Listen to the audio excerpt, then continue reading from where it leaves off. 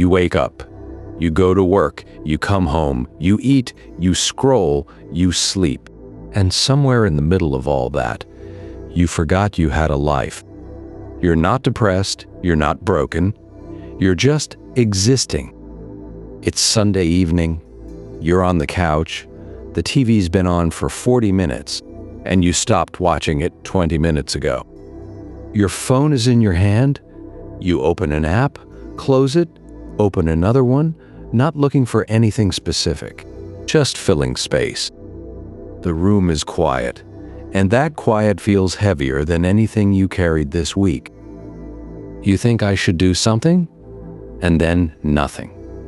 The thought dissolves. You go back to the phone. This isn't laziness. This is what it looks like when a person has been running on autopilot for so long that they've stopped recognizing their own life. Here's the loop. It's not dramatic, not a crisis, just a slow, quiet drift away from your choices, away from your body, away from whatever it was that used to feel like you. And the price isn't obvious. It doesn't show up as a bill. It shows up as that moment when someone asks, "How are you?" and you pause a half second too long because you genuinely don't know. You've been running this loop for months, some of you, years. According to the American Psychological Association's 2023 Stress in America report, the most commonly reported feeling among adults aged 25 to 45 isn't fear or sadness. It's disconnection, not from others, from themselves. A gray, low-level sense that life is happening somewhere else and they're watching from the window. You know this feeling. You're watching right now.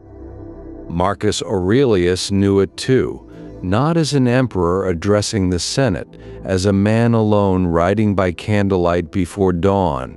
He never intended anyone to read the Meditations. He wrote them for himself, the way you might write in a journal you keep hidden. Raw, private, unpolished. He wrote, "You have power over your mind, not outside events. Realize this and you will find strength." He wasn't performing philosophy. He was fighting the same drift you're in right now, trying to find his way back to himself before the day took him. That's what this is. 3 rules, not motivation, not a highlight reel of habits you already know and haven't started. A system built on Stoic philosophy and grounded in what psychology actually understands about how humans change. It targets 3 layers: your mind, your body, and the part of you that's gone quiet underneath both. You can start all 3 tonight. If you felt that Sunday evening quiet, if you recognized yourself in any of that, subscribe. We don't do noise here. No hype, no shortcuts, just real work, done slowly, done right. And before the first rule, drop this in the comments. I'm done just existing. That's not a quote. That's a declaration. Say it, mean it. That's the first act of rebuilding. It's Monday morning, you set the alarm early. You had a feeling Sunday night, something like clarity that this week would be different. You could feel it, a small, clean fire somewhere in the chest. By 8 a.m., you're already behind on email. By noon, the feeling is gone. Not abandoned, not surrendered, just dissolved. You don't remember deciding to let it go, it left on its own. Tuesday, you're eating lunch at your desk again, scrolling something without reading it. Wednesday, you're in a meeting, nodding at a slide while your mind is 3 conversations deep, into a scenario that hasn't happened yet and probably won't. Thursday, you feel that low-grade pressure at the base of your skull. Friday, you're exhausted in a way that isn't physical. You didn't run a marathon.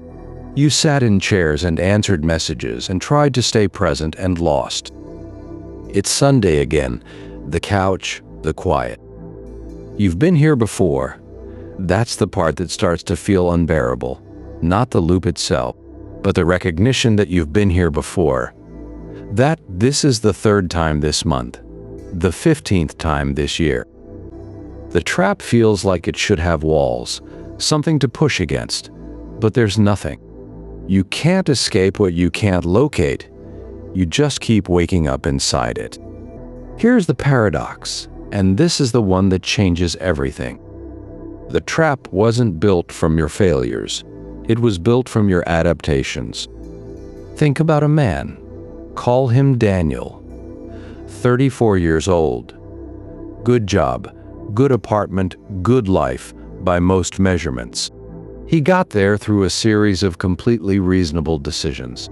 Studied what made practical sense, took the job that offered stability, moved where the opportunity was. Each choice, examined individually, was logical, defensible, good.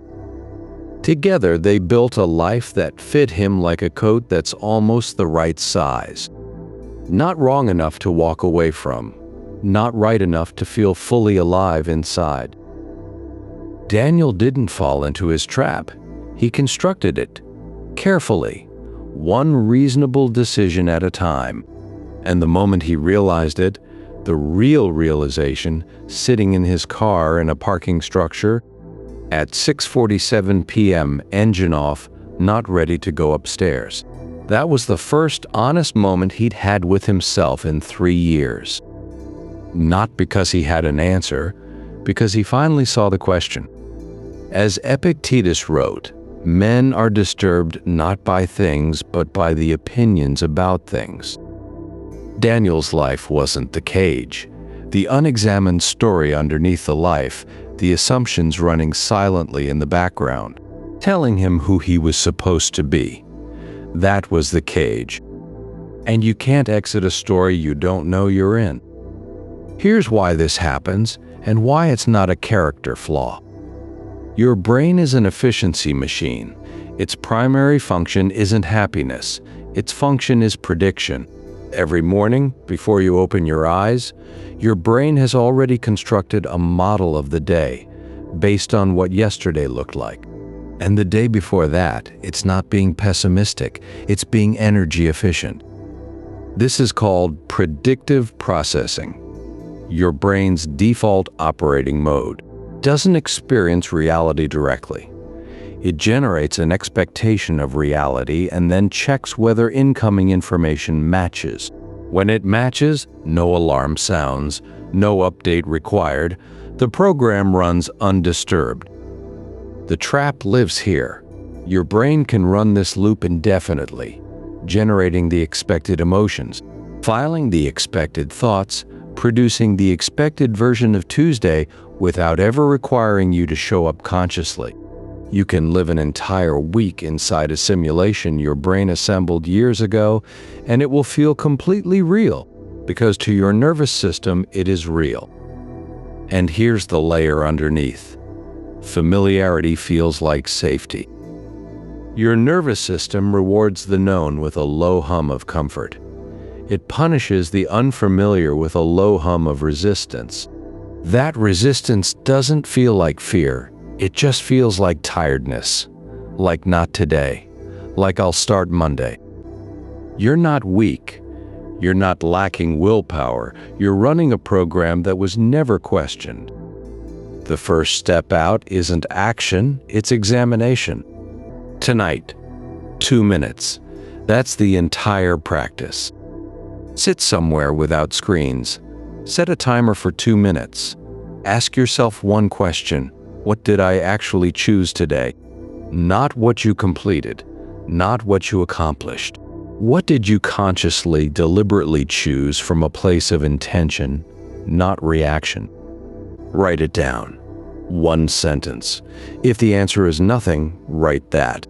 Honesty, stated plainly, is the first act of rebuilding. For the next 3 days, same practice, same question. 2 minutes before sleep. You're not trying to change anything yet.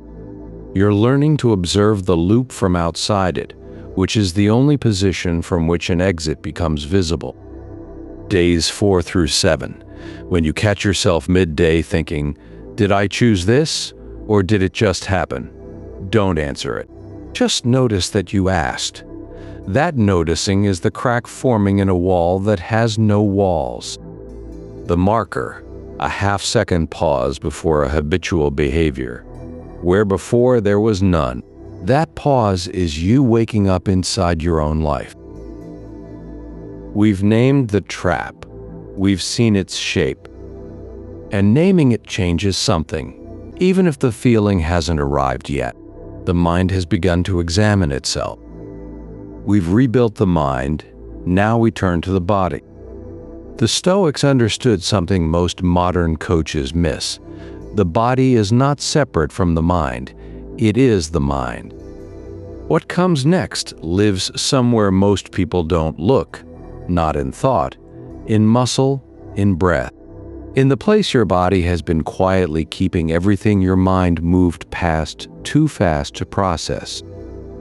Most people stop at insight, at the comfort of understanding. Don't stop here.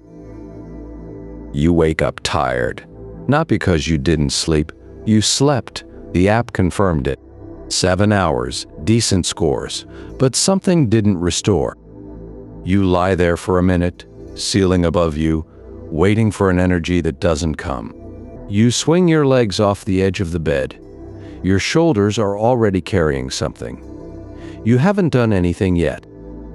By mid-morning, you're running on coffee and the momentum of routine. By 2 p.m., there's a pressure behind your eyes. You roll your neck at your desk and hear it crack. You think, I really should get back to working out. This thought appears most days. It has appeared for months. Nothing follows it. 3 months ago, there was a good streak. 2 weeks of morning runs. Something was different during those weeks, not just physically. Cleaner, quieter. The noise in your head dropped noticeably. You slept harder. You made decisions faster. You felt like someone who had a body again, not just a vehicle for getting your brain from one room to the next. Then one morning you skipped, then another. The streak broke, not dramatically, just quietly.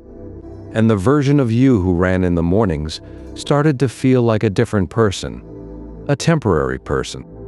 The gym bag sits by the door. You see it every morning when you leave. You walk past it every morning, and every morning you tell yourself tomorrow. This isn't a failure of discipline. This is your body speaking a language your mind stopped learning to hear. Here's the paradox. You cannot rebuild a mind while ignoring the body it lives in.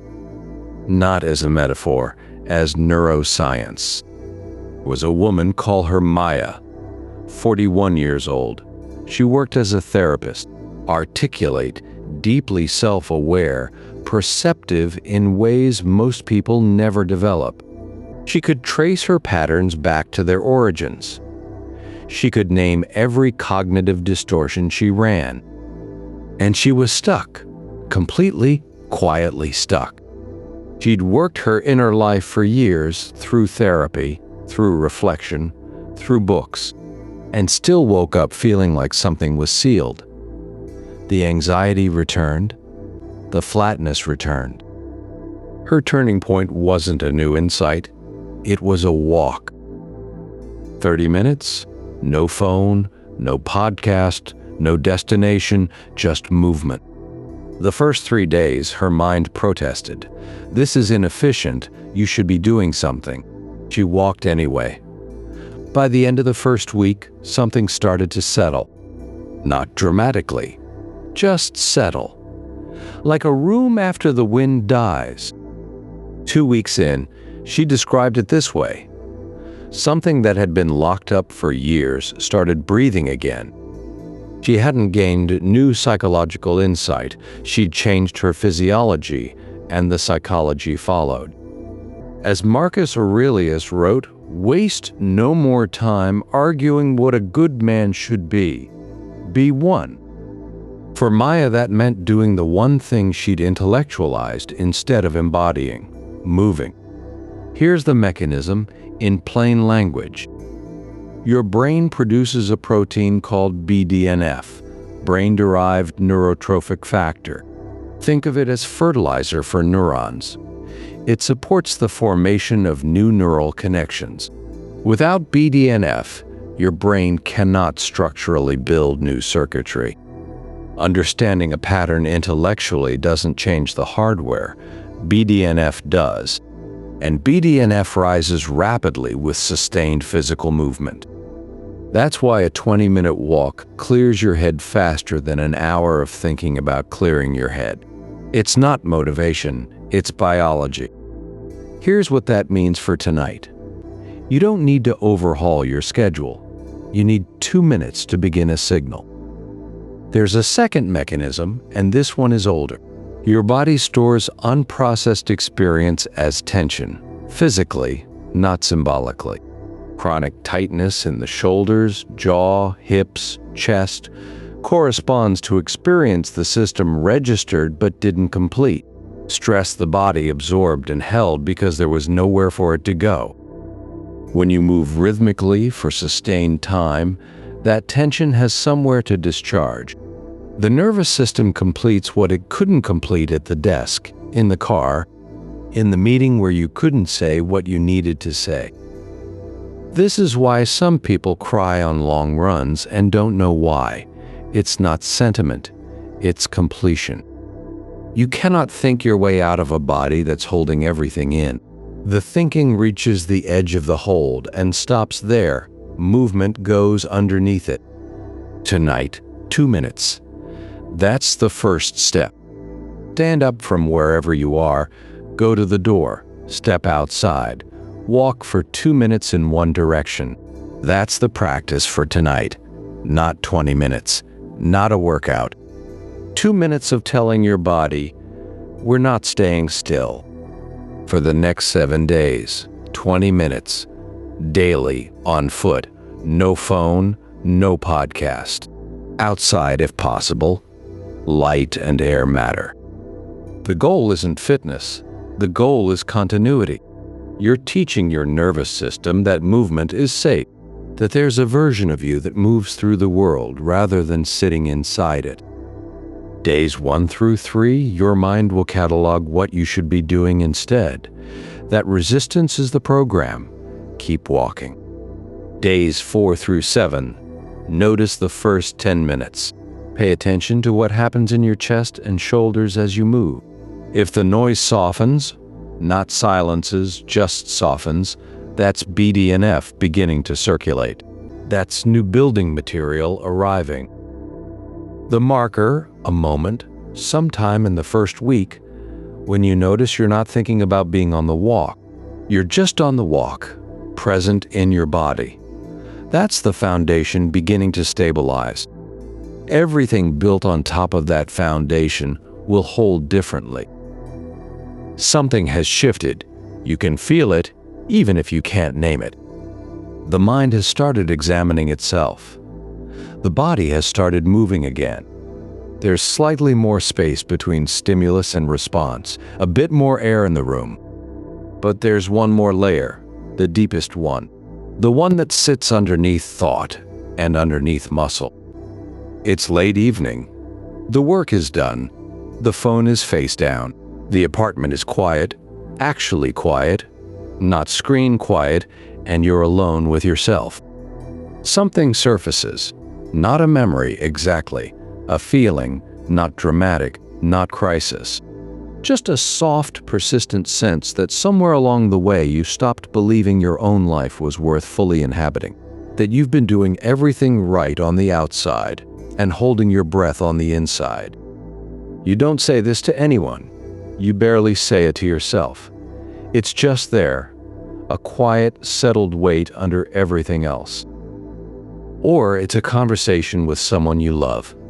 They ask how you really are, and you say fine. Not because you're lying, but because you genuinely don't know how to close the distance between what you feel and what you're able to say. The gap has been there so long it stopped feeling like a gap. It just feels like you. Or it's a moment when someone offers you something, kindness, appreciation, genuine warmth, and you deflect it immediately. Oh, it was nothing. automatic, practiced. Receiving feels strange, like standing in direct sunlight after a long time indoors. The warmth is real, but you have to blink, and by then the moment has passed.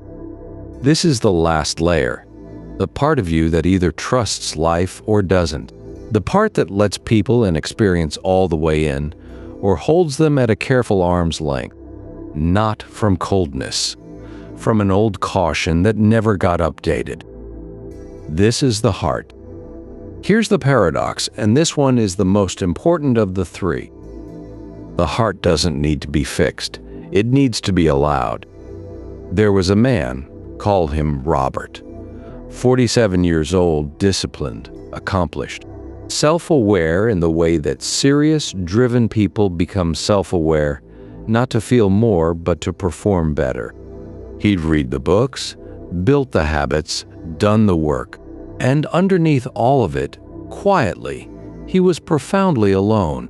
Not for lack of people, for lack of contact, real contact, the kind where someone sees you and you let them. Robert thought his emotional distance was a conscious strategy, something he'd chosen and could dismantle the same way he'd built it, through decision. It wasn't a decision, it was a wound that had calcified over decades. And calcified wounds don't open through willpower. They open through warmth, through safety, through something saying you can come back now. It's safe here. Robert's turning point didn't happen in a conversation. It happened in a moment of complete uselessness. He was sitting by a window watching rain, not achieving anything, not processing anything, just watching rain. Something inside him relaxed, just slightly, just for a moment. He described it later as the first honest moment I'd had with myself in 10 years. He hadn't fixed anything. He'd stopped fighting. As Rumi wrote, out beyond ideas of wrongdoing and right-doing, there is a field. I'll meet you there. That field isn't a metaphor for forgiveness. It's a description of the internal state where the heart can breathe, where you stop prosecuting yourself and start inhabiting yourself, where life stops being something you manage and starts being something you live. Here's what's happening beneath the surface. Emotional closure, the sealed feeling, the flatness, the sense that you can't fully connect, isn't weakness, it's a learned response. When connection led to pain at some point, the nervous system did what it was designed to do. It built a margin of safety. It narrowed the window. In psychology, this is called the window of tolerance, the emotional range within which you can experience feeling, without shutting down or being overwhelmed. When that window narrows through chronic stress, through years of living from the neck up, through pain that was never fully acknowledged, you lose access to your own emotional experience. Not all at once, gradually, the way a door sticks and sticks until one day it won't open at all. You feel flat, you don't know what you want. You go through the motions of connection without landing inside it. The path back isn't excavation. You don't have to reopen everything. What the heart requires is safety. Enough safety, in enough moments, that the nervous system stops treating ordinary life as something to be survived, starts allowing it to be experienced. When the body feels safe, the heart follows, an inch at a time, like a door worked open slowly, with patience, without force. Tonight, 2 minutes. That's the first step.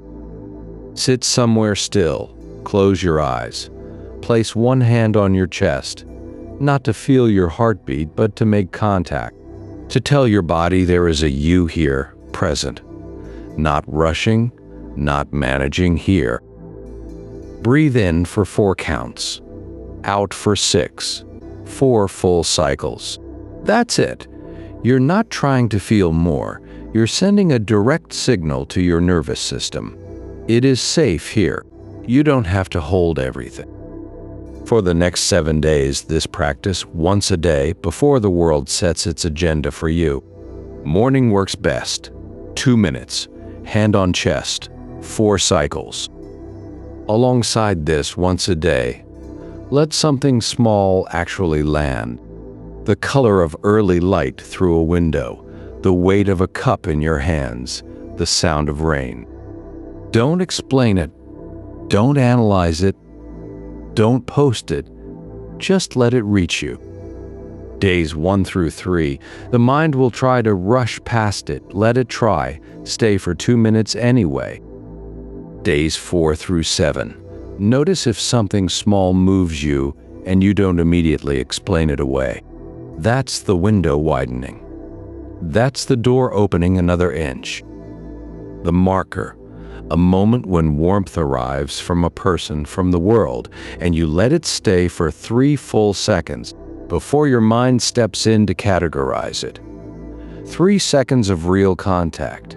That's the heart back in the room. Say this, not as a mantra, as a decision. I don't perform my life, I live it. A few years ago, there was a man named Thomas, 38 years old, stable career, long relationship, a life that looked from the outside entirely in order. He came to a point, not a crisis, not a collapse, just a moment of clarity on an ordinary Tuesday, when he said to the person closest to him, I feel like I'm watching my own life happen, like I'm behind glass. That was the most honest thing he'd said in years, and he almost didn't say it.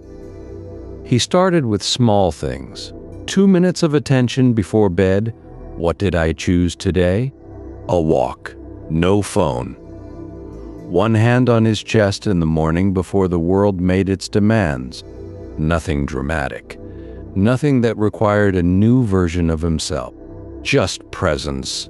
Slow, deliberate, repeated presence. 6 months later, he said something I've carried since. He said, I stopped trying to become a better version of myself, and I started just being the version that was always there.